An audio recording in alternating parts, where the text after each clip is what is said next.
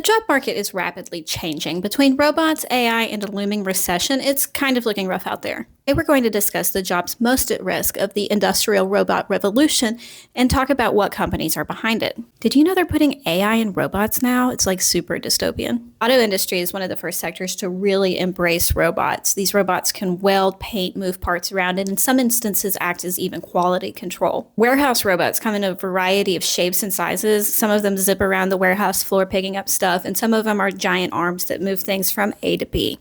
I think we've all noticed cashiers being replaced with one person over like 20 self-checkout machines. That's another example of this. There are also several fast food businesses working on kitchen robots now. Even ports and mines are moving to autonomous workers to operate equipment. It's really important to note that we're still in the early days of robots and automation, and many of these projects are still going through pilot programs and getting the kinks worked out. However, I don't really think this is something that's going to be scaled back at this point.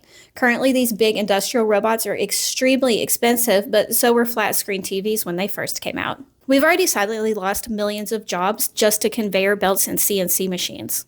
Once it becomes cheaper to buy a robot than it does to employ one person for 10 or so years, we may see even more traction, especially in warehouses, manufacturing, agriculture, and mining. Those are really dangerous industries. It's also worth noting that robots aren't just going to take over every job overnight. There's still going to be some need for humans, just like way fewer. Especially entry-level positions are at higher risk. There's also the chance that it depresses the wages in these industries. That's actually a pretty good chance. If a robot can do the same job all day long without the risk of getting hurt or unionizing, same or less than your salary, you bet your ass that's what they're going to do. Jobs involving humans or human systems are safe, at least for now. This means a lot of healthcare, like nurses, therapists, EMTs are safe, of course, as well as a lot of trade skills like electricians and plumbers. Like, imagine the difficulty a robot would have renovating a bathroom that was like built in the 30s and then renovated by a boomer. It would not be able to comprehend that kind of absolute disaster and chaos hidden within the walls. Some articles are also saying that high-end sales is a safer industry, but I don't know how much I believe of that. That may be a generational thing. I think that people my age or younger just really do not give a shit about a relationship with a salesperson. Just let me buy what I want when I want to. These robotics companies, like a lot of the AI companies, are a bit overvalued.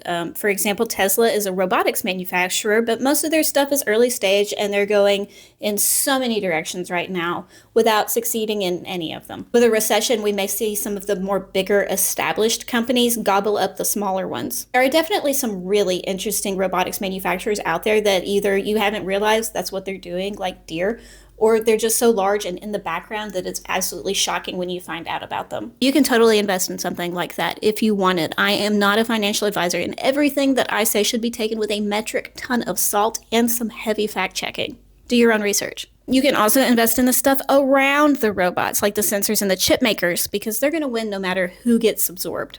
Are you safe from the robots? Let me know in the comments. Follow for more.